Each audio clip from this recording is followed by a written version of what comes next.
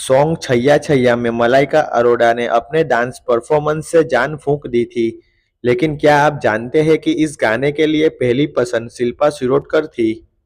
Social media पर एक video viral हो रहा है जिसमें शिल्पा कहती नजर आ रही है कि फराह खान ने इस गाने के लिए पहले उन्हें अप्रोच किया था। करणवीर मेहरा और चुमदरांग से बात करते हुए शिल्पा ने रिवील किया कि छैया छैया सॉन्ग के लिए फराह ने शिल्पा को कॉल की थी।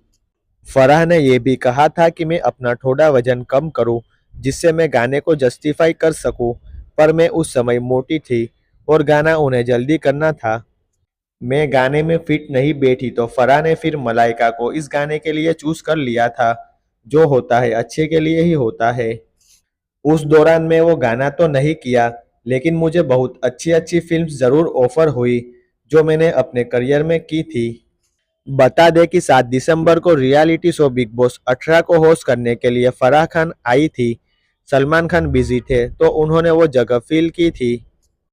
डेली लेटेस्ट एंटरटेनमेंट न्यूज़ के लिए हमारी चैनल को सब्सक्राइब करें और बेल आइकन को ज़रूर दबाएं।